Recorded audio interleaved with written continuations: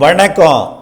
செல்வகுமாரின் மாலை வானிலை ஆய்வறிக்கை. அதிகாரப்பூர்வ வானிலை அறிக்கைக்கு இந்திய வானிலை ஆராய்ச்சித்துறை அறிக்கையை பார்க்கவும். 2025 ஜனவரி 5 ஞாயிற்றுக்கிழமை மாலை நிலவர ஆய்வறிக்கை.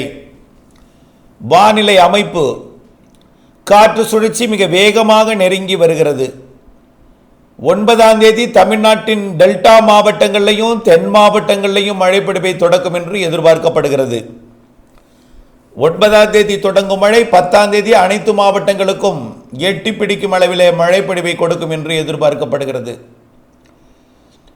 10, 11, 12 ஆகிய 3 நாட்கள் தமிழ்நாட்டின் பெரும்பாலான மாவட்டங்களில், குறிப்பாக 10, 11 அனைத்து மாவட்டங்களுக்கும் சற்று பரவலான மழை பொழிவு தெரிகிறது. ஆனால் கர்நாடக எல்லையோர கேரள எல்லையோரத்தில், அதாவது நீலகிரி கிருஷ்ணகிரி இந்த 2 மாவட்டத்திற்கும் லேசான மிதமான மழைப்பொழிவை கொடுக்கும் அளவில் எட்டி பிடிக்கும். அதிலிருந்து தெற்கே தென்கிழக்கே வர வர மழை பொழிவின் அளவு கூடும். 9ஆம் தேதி வியாழக்கிழமை தொடங்கும் மழை 10ஆம் தேதி வெள்ளிக்கிழமை மற்றும் 11ஆம் தேதி சனிக்கிழமை நல்லதொரு மழைப்பொழிவை அடுத்த வாரம் கொடுக்க இருக்கிறது. ஞாயிற்றுக்கிழமையும் அதாவது 12ஆம் தேதியும் மழை தொடரும். இதில் 10, 11 வெள்ளி சனி 2 நாளும் நல்லதொரு மழைப்பொழிவு அனைத்து மாவட்டங்களுக்கும் கிடைக்கும். 9ஆம் தேதிக்குள் அறுவடையை முடிக்க, அதாவது முதிர்ந்த நெல் தானியங்களை மட்டும் 9ஆம் தேதிக்குள் முடித்து விடுமாறு கேட்டுக்கொள்கிறேன். 8ஆம் தேதிக்குள்ள 9ஆம் தேதியே அதிகாலையே டெல்டாவிற்கு மழை வரலாம், காலை வரலாம். கொஞ்சம் வெயில் வந்ததுக்கு அப்புறம் ஒரு 10:30, 11 மணி கூட 9ஆம் தேதி வரலாம். 9ஆம் தேதி என்று இன்றைக்கு அறிவிக்கவில்லை. 3 அடுத்தடுத்த நிகழ்வுகளை ஷெட்யூல் அறிவிக்கும் பொழுதே 30, 31ஆம் தேதி ஷெட்யூல், அடுத்தது 9, 10, 11, 12 என்று அறிவித்துக்கொண்டே இருக்கிறோம். அதில் எந்த மாற்றமும் இல்லை. ஆனால் விவசாயிகள் அந்த வானிலை அறிக்கை அன்று கேட்டது ஞாபகம் இருக்கிறதோ என்னமோ தெரியவில்லை. இன்று வரைக்கும் விவசாயிகள் வானிலை அறிக்கையை பெரிதாக கேட்கவில்லை, பார்க்கவில்லை. அறுவடை வைத்திருக்கக்கூடிய விவசாயிகள் முதிர்ந்த நெல் தானியங்களை 8ஆம் தேதிக்குள் நீங்கள் அறுவடை செய்துவிட்டால் மிகச் சிறப்பாக அமையும். 9ஆம் தேதி அறுவடை வைத்துக் கொண்டிருந்தால் இடையூறு கொடுக்கும். 10ஆம் தேதி முழுமையான இடையூறு கொடுத்துவிடும். ஆக முதிர்ந்த நெல் தானியங்களை மட்டும் அறுவடை செய்யுங்கள். முதிராத நெல் தானியங்களுக்கு இடைவெளி அறிய அப்டேட்ஸுடன் இணைந்திருக்கணும். அடுத்த இடைவெளி எப்போ பார்த்தீங்கன்னா போகி பண்டிகை அன்னைக்கு கிடைக்குது, 13ஆம் தேதி. 14, 15 பொங்கல் தினத்திற்கும் மாட்டு பொங்கல் தினத்திற்கும் மீண்டும் மழை இருக்கு, அடுத்த காற்று சுழற்சி காரணமாக.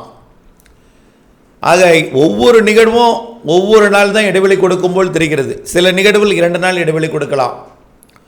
ஆக அந்த இடைவெளியை ஷார்ப்பாக நீங்கள் பார்த்து அதை துல்லியமாக அதை திட்டமிட்ட அறுவடை செய்து வைக்கோல் போன்ற தீவனங்களை மீட்டெடுப்பதற்கு தயாராக இருக்கணும் எப்போதுமே. ஆக 8ஆம் தேதிக்கு பிறகு 9 மழை, 9, 10, 11, 12ஆம் தேதி மழை வாய்ப்பு. 13ஆம் தேதி போகி பண்டிகை அன்றைக்கு ஒரு இடைவெளி இருக்கலாம். 14 பொங்கல் அன்றைக்கும் 15 மாட்டு பொங்கல் அன்றைக்கும் மழை வாய்ப்பு தெரிகிறது. 16ஆம் தேதி மீண்டும் ஒரு இடைவெளி கொடுக்கலாம். 17இலிருந்து அடுத்த நிகழ்வு மழை வாய்ப்பை கொடுக்கும் என்று எதிர்பார்க்கப்படுகிறது. ஒருவேளை 17 தாமதமாக தொடங்கினால் 2 நாள் 16, 17 உங்களுக்கு இடைவெளி கிடைக்க வாய்ப்பு இருக்கிறது. 18ஆம் தேதி மழைப்பொழிவு கண்டிப்பாக தொடங்கும். அது வலிமையான ஒரு நிகழ்வாக நிறைய மழைப்பொழிவை தருவதற்கு ஜாதகம் தெரிகிறது. இப்போ வரக்கூடிய 9ஆம் தேதி நிகழ்வும் அடுத்ததாக 14ஆம் தேதி வரக்கூடிய நிகழ்வும் கூட இலங்கை தொட்டு அப்படியே குமரிக்கடல் போயிடும். ஆனால் 18ஆம் தேதி வரக்கூடிய நிகழ்வு தமிழ்நாடு கடந்து அரபிக்கடல் நோக்கி போக வாய்ப்பு இருக்கிறது. அதாவது செயலிழந்து தான் போகும். இருந்தாலும் மழைப்பொழிவை உள்ளேயும் கொடுக்கும். கடலோரம் பரவலாக நல்ல மழைப்பொழிவை கொடுக்கக்கூடிய ஒரு நிகழ்வாக 18, 19 ஜனவரி 18, 19, 20, 21, 22 தேதிகளில் இருக்கும்னு நாம் திரும்ப இந்த தேதியை எந்த தேதியுமே நாம் மாற்றவில்லை, தொடர்ந்து அறிவித்துக் கொண்டே இருக்கிறோம் நீண்ட காலமாகவே. அதற்கு அடுத்தது குடியரசு தின நாட்களில் இருந்து மழைப்பொழிவு, மாத இறுதி நாட்கள் நிகழ்வு. ஆக அதில் ஒரு 2 நாள் இடைவெளி கிடைக்கும். 23, 24 2 நாள் இடைவெளி கிடைக்கும். 25 கூட கிடைக்கலாம். ஆக அதில் ஒரு 2, 3 2 நாளோ அல்லது 3 நாளோ கிடைக்கலாம். ஆனால் அதுலேயும் தூறல் சாரல் குழப்பம் ஒரு நாள் இருக்க வாய்ப்பு இருக்குது. மாத இறுதியில் நல்ல மழைப்பொழிவு இருக்குது. இப்படியே பிப்ரவரியிலையும் மழைப்பொழிவு நிகழ்வுகள் இருக்கு. அடுத்தடுத்த நிகழ்வுகள் பிப்ரவரியிலையும் இருக்கு. ஒட்டுமொத்த வானிலையில் உலக அளவிலே பெரும் மாறுதல் ஏற்பட்டிருக்கிறது. மேற்கத்திய இடையூறானது வலுவாக வந்து கொண்டிருக்கிறது. உயரழுத்தத்தின் காரணமாக அரபு நாடுகள் கடும் குளிரின் பிடியில் சிக்கி இருக்கிறது. இந்த உயரழுத்த குளிர்காற்று, அரபிக்கடல் உயரழுத்தம் எல்லாமே வங்கக்கடல் நிகழ்விற்கு தமிழ்நாட்டிற்கு மழைப்பொழிவை ஏற்படுத்துவதற்கு சாதக அமைப்பாகவே நீடித்து நின்று பெய்வதற்கு கூட வாய்ப்பாக தெரிகிறது. பிப்ரவரி மழைப்பொழிவு, பிப்ரவரியிலையும் மழை வாய்ப்பு இருக்கிறது.